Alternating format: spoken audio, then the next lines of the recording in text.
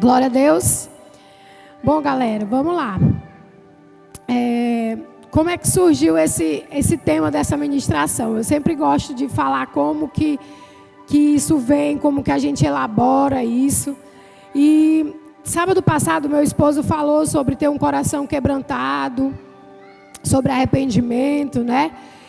E eu lembro que antes dele falar que ia ministrar sobre isso, eu estava dormindo e veio algo do Espírito em mim falando assim: arrependimento é diferente de remorso. E veio isso. Aí quando foi no sábado, meu esposo pregou, e no domingo o pastor Lucas também falou sobre isso. E aí eu comecei a estudar, a orar sobre isso. E aí eu lembrei de um filme que eu assisti chamado Desventuras em Série. E aí essa palavra desventura também veio ao meu coração e eu fui pesquisar, eu fui ler. E são as consequências, o desfortúnio, né, de coisas que acontecem na nossa vida. Então o nome da mensagem é As Desventuras do Pecado e o Caminho de Volta para Deus. É importante a gente colocar palavras assim, coisas mais descontraídas, mais coloridas, porque quando a gente fala de pecado, é um pouco pesado, né? Porque a pessoa automaticamente, ela que está em pecado, ela vai se sentir acusada, ela vai se sentir apreensiva. E o objetivo dessa mensagem não é esse, né? O objetivo, conforme eu for pregando, vocês vão entender. Amém? Então, quando a gente fala de pecado, quando a gente ouve isso, a gente entende que existem duas formas dele acontecer. Existe aquele pecado que é uma armadilha, que você não planeja, mas que te pega de surpresa, que o diabo arma uma circunstância e você acaba caindo. Um exemplo. Vou dar um exemplo, não de pecado, mas um exemplo de coisas na vida que acontecem pra gente como uma armadilha. Aqueles roubos de internet, que você cai numa armadilha de alguém que enganou, fraudou o site, e você pagou um boleto fraudado. O pecado que eu lembrei do Daniel. eu já vi muito isso acontecer. Então, a gente não está esperando por isso, a gente não está planejando isso, mas a gente acabou caindo naquilo. Então, existe esse tipo de pecado, mas não deixa de ser um pecado, amém? E existe aquele pecado que você ajuda o diabo, você facilitou para ele, para que você pecasse. Ele não teve muito trabalho. Você sabe quais são as consequências, você sabe o que pode acontecer, mas mesmo assim você abriu mão da santidade, você abriu mão daquele momento com o Senhor e você decidiu que vai pecar e acabou. Você planeja o pecado, você arquiteta aquele pecado e você vai e faz ele. Então existem esses dois tipos. Só que os dois são pecados. E eu vou falar dos dois pecados, tá? Eu vou falar do pecado em geral. E essa mensagem, ela vai trazer duas boas notícias para você. Eu espero que sejam boas notícias. A primeira é que para você não cair no pecado, que é uma armadilha, porque a palavra do Senhor fala em 1 Pedro 5,8, fala assim: sede sóbrios e vigilantes. O diabo, vosso adversário, anda em derredor, como o leão que ruge, procurando alguém para devorar. Então a palavra do Senhor, ela já está te advertindo, para que você esteja vigilante. Seja vigilante, ore, busque, leia a palavra, se aperfeiçoe, ande com pessoas que vão te levar para o caminho de santidade. Busque isso. E aí vai ser mais difícil você cair nessas armadilhas. E para você que peca intencionalmente, provavelmente vai ser um alerta, um despertar do Senhor na sua vida para que você possa se posicionar. A outra boa notícia é que, apesar dos apesares, apesar de tudo isso, existe um caminho de volta. Existe um Pai que está de braços abertos para receber você novamente.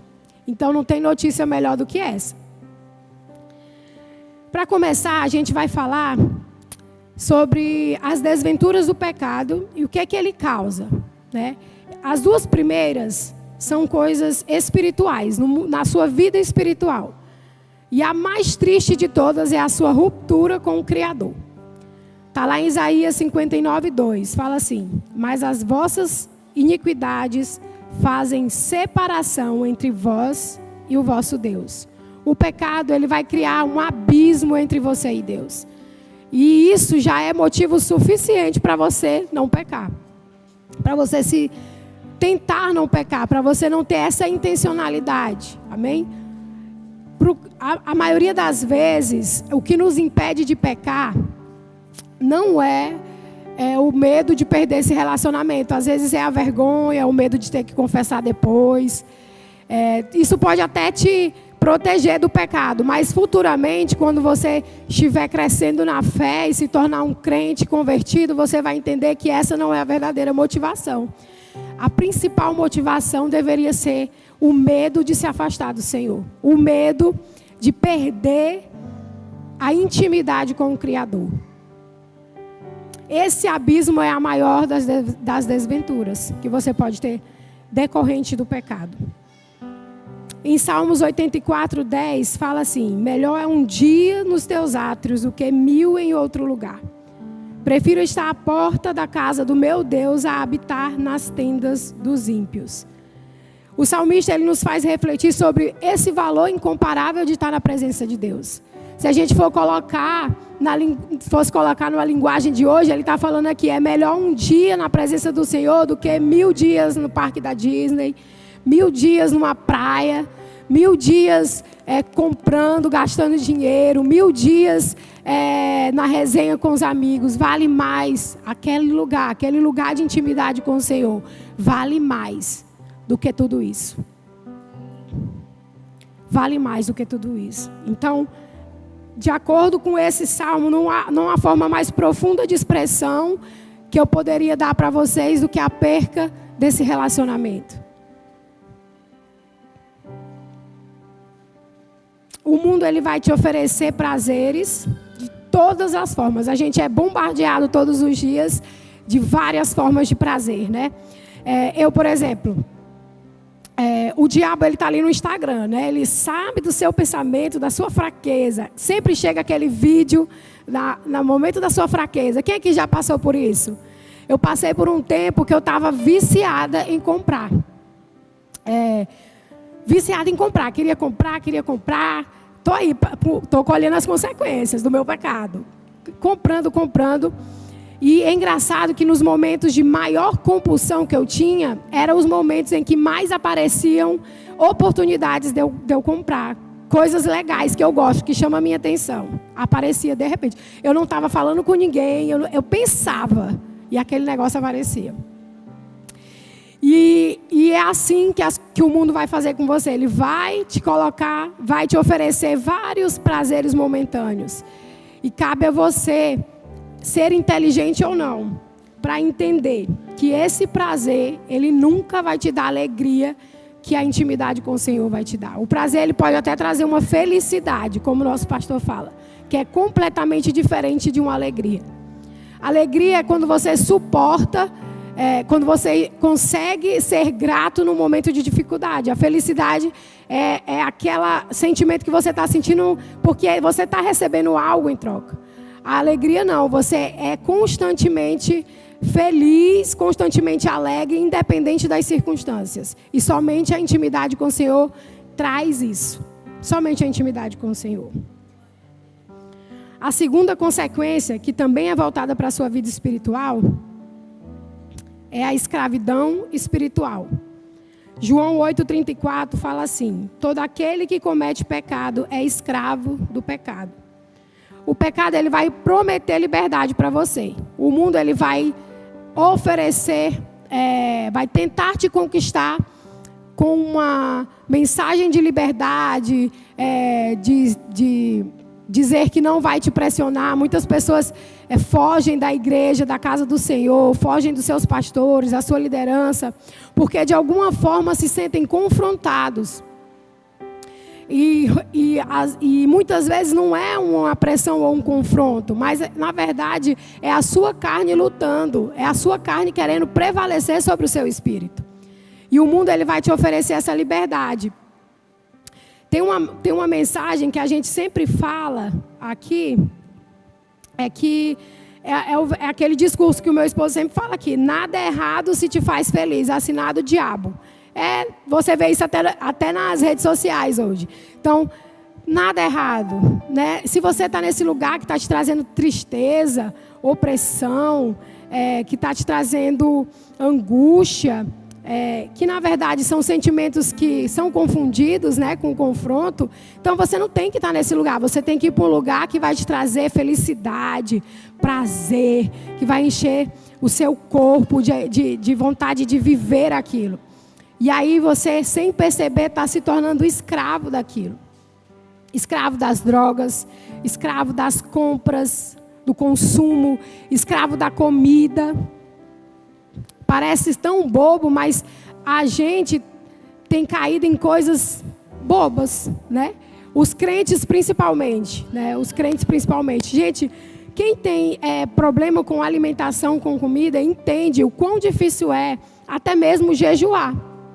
Porque você se torna tão dependente daquela comida, daquele momento, daquele doce, que que aquilo se torna até maior do que Deus. Pessoas são compulsivas por compras, como eu falei, aquilo vai te saciando momentaneamente, mas quando você vai ver, você está com um abismo enorme de dívidas e você depois está desesperado. Muitas pessoas se suicidam hoje por conta das dívidas. Por conta das dívidas. Então, você acaba morrendo, sendo escravo daquele vício, daquela coisa que inicialmente era um prazer para você, mas que sem você perceber, você estava totalmente dependente daquilo. Totalmente dependente daquilo. A gente tem como exemplo o filho pródigo. Ele saiu da casa do pai, pegou a sua herança, buscou liberdade e foi escravo da sua própria escolha. Nós tendemos a ser escravos das nossas próprias escolhas, de uma falsa independência e de uma falsa maturidade. De uma falsa maturidade. E a terceira consequência é onde eu vou abordar as que são visíveis e as que são invisíveis.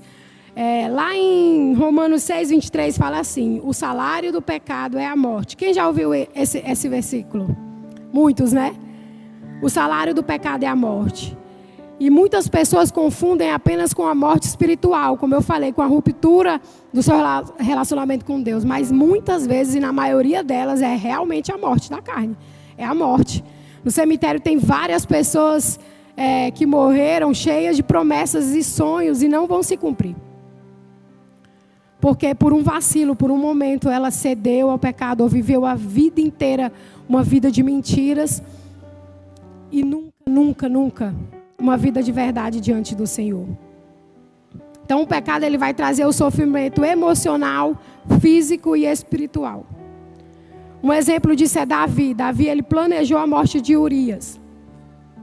E ele teve a consequência depois de um filho morto.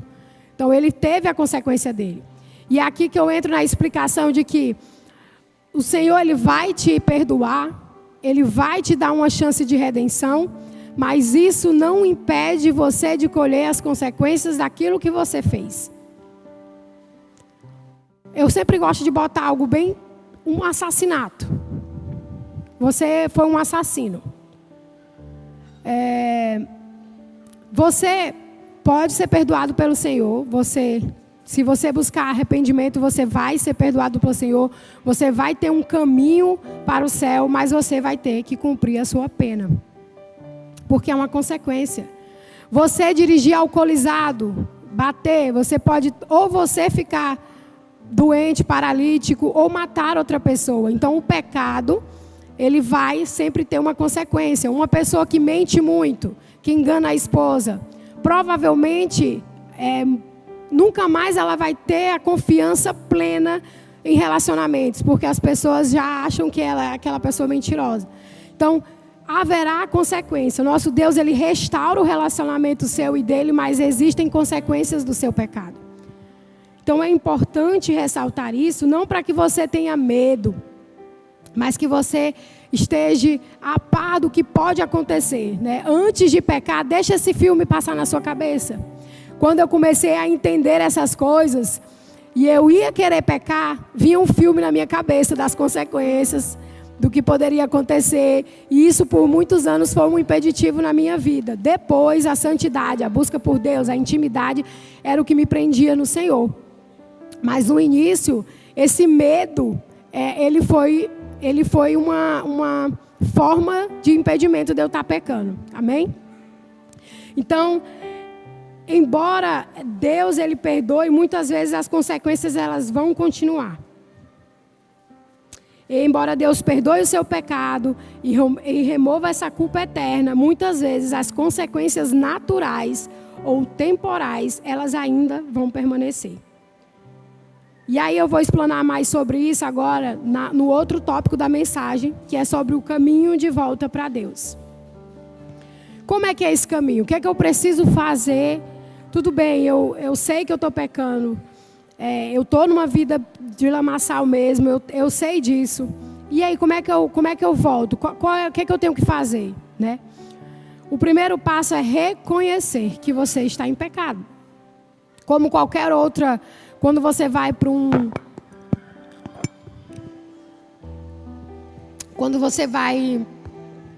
uma clínica de recuperação e você vai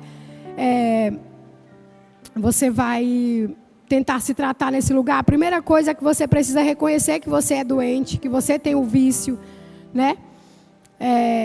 Doenças emocionais da mesma forma, para você ser curado, você precisa reconhecer que está passando por aquilo.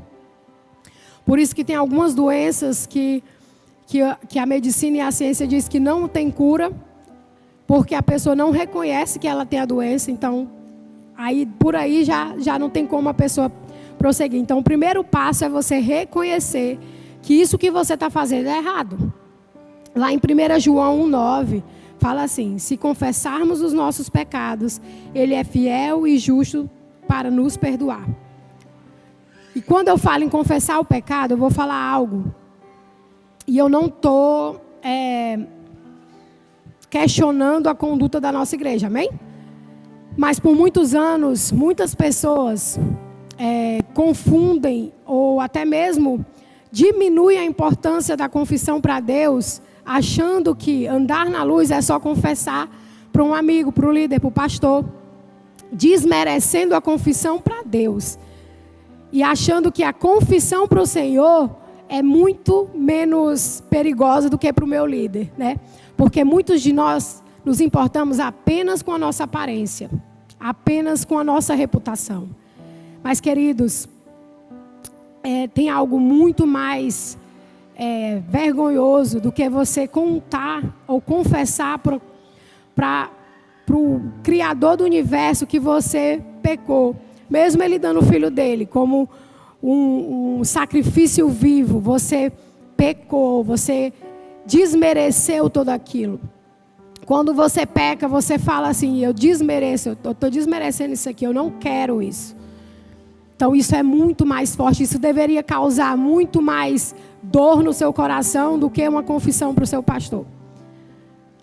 Se você consegue confessar para o seu pastor, você deveria ter o seu momento com Deus e de fato confessar diante de Deus, de fato entender que Ele existe e Ele olha e Ele vê tudo que você faz. E isso é muito mais importante, isso é muito mais poderoso do que qualquer outra coisa na sua vida. A confissão que você faz para o seu pastor, para o seu líder, é um ato que deve acontecer, mas antes disso você já deveria ter confessado para Deus e se arrependido diante do Senhor e, se despido diante do Senhor. E aí você confessa para obter a cura ou até mesmo vencer aquela fraqueza com a ajuda da outra pessoa. Então você precisa identificar essas fraquezas, reconhecer essas fraquezas, ser humilde. Muitos de nós não somos humildes para reconhecer que nós somos pecadores, que nós somos fracos, que nós pecamos mesmo. E quanto mais cargos você tem na igreja, quanto mais títulos você tem, pior vai ficando. Porque aí que você se importa mesmo com a reputação, com o que as pessoas vão pensar. E aí as pessoas falam mesmo. Tem gente que torce para ver um pastor derrubado no chão. para ver um líder caído. Tem gente esperando isso.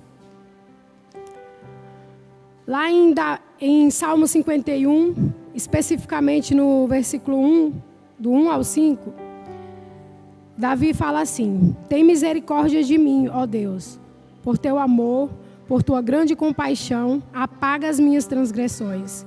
Lava-me de toda a minha culpa e purifica-me do meu pecado, pois eu mesmo reconheço as minhas transgressões e o meu pecado sempre me persegue. Contra ti, só contra ti pequei e fiz o que tu reprovas, de modo que justa é a tua sentença e tens razão em condenar-me. Sei que sou pecador desde que nasci, sim, desde que me concebeu minha mãe. Então, Davi, ele tinha um nível de intimidade com o Senhor profundo. Ele falava com Deus como talvez você fala cara a cara com o seu pastor, né? Nessa mesma intimidade. Para ele não existia algo mais importante. Ele pecava, fez coisas terríveis, mas ele tinha um coração quebrantado. Ele sabia reconhecer. E ele viveu esse processo, né? Pecou, reconheceu, confessou e foi crescendo em Deus. Arrepender-se e converter-se. Atos 3,19 fala assim: arrependei-vos, pois, e convertei-vos, para que sejam apagados os vossos pecados. Arrependimento, e é aí onde entra o que eu falei no início, não é só sentir remorso, mas mudar de direção. O remorso, ele vai te trazer aquele sentimentozinho ali momentâneo, mas você não quer parar de pecar, você quer continuar a fazer aquilo. O arrependimento, ele vai te enojar daquilo. Ele vai fazer você querer suplicar para sair daquilo. Ele vai fazer você te impulsionar a mudar de direção. O arrependimento, ele deve ser algo genuíno. E nós estamos escassos hoje em dia de coisas genuínas. Nós somos muito superficiais. Em tudo que a gente faz, existe uma coisa muito superficial. E ser genuíno hoje é um tesouro. Se você conhece alguém que é genuíno naquilo que faz, preserve essa pessoa na sua vida. Porque hoje a gente está escasso de pessoas verdadeiras, genuínas. E geralmente quando essas pessoas se mostram assim, elas são apedrejadas pela sociedade. Apedrejadas pela sociedade. Como foi pregado no sábado anterior, arrepender vem da...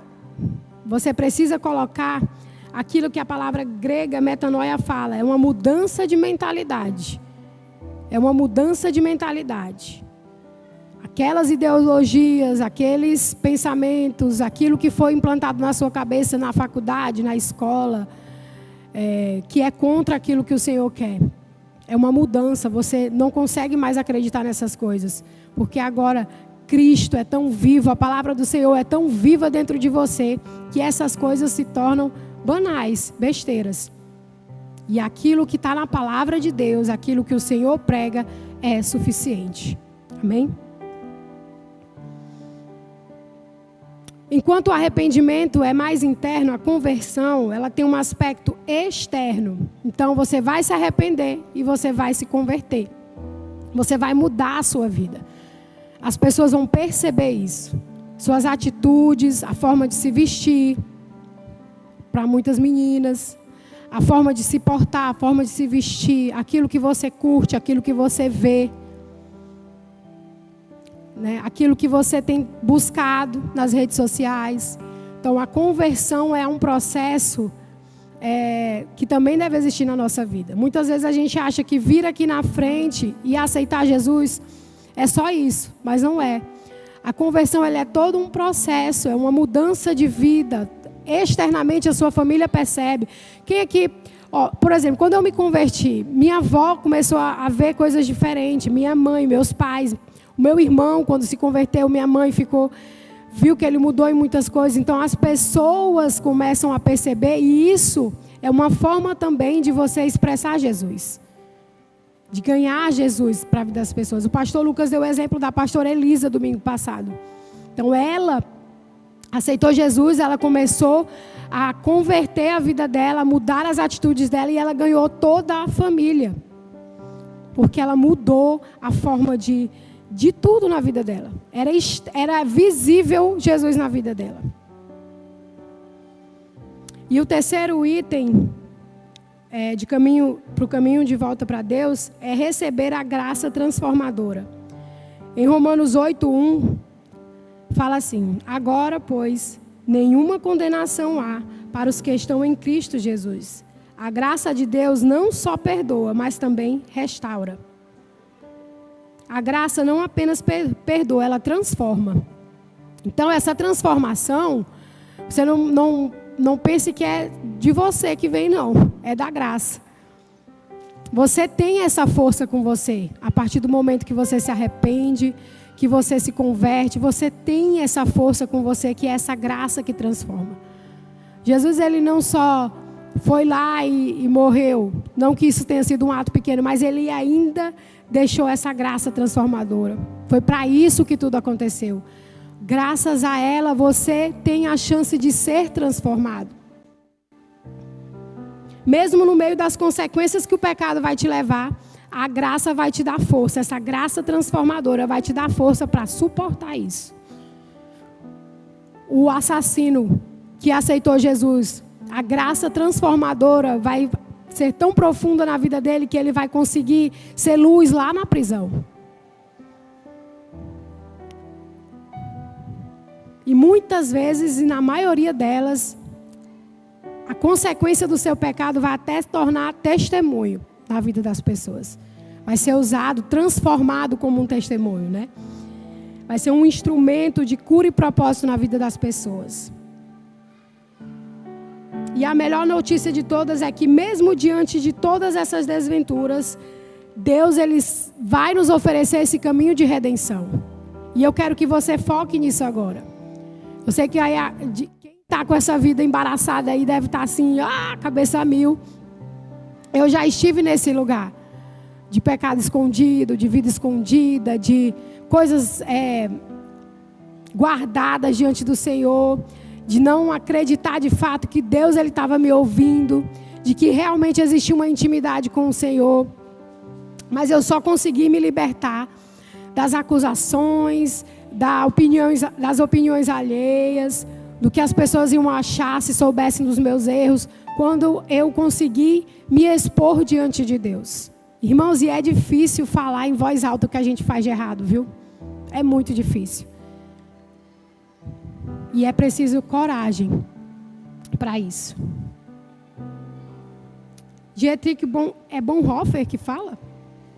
Ele fala no seu livro O Custo do Discipulado, ele fala assim: a graça barata é o inimigo mortal da igreja. A graça verdadeira é custosa, porque nos chama a seguir Jesus. É custosa porque nos transforma. E é graça porque nos dá uma nova vida. Então, irmãos, eu não estou dizendo aqui que esse caminho de volta é fácil. Ele vai exigir algo de você, né? Ele vai exigir esse querer, essa transformação, essa coragem que você vai precisar ter. É um chamado ao encorajamento de você se expor mesmo diante de Deus. Quando a gente está num mar, num arrependimento profundo, eu já estive nesse lugar, você só quer se libertar daquilo. Você não importa o que você vai ter que vencer para se libertar daquilo. E é esse sentimento que eu quero que você tenha essa noite. Se você está fazendo algo que fere o coração de Deus, que fere aquilo que a palavra do Senhor fala, é esse sentimento de desespero, por esse medo dessa ruptura com o Senhor. É esse sentimento e ao mesmo tempo um sentimento de coragem para enfrentar isso. Amém? O sentimento de coragem para enfrentar isso.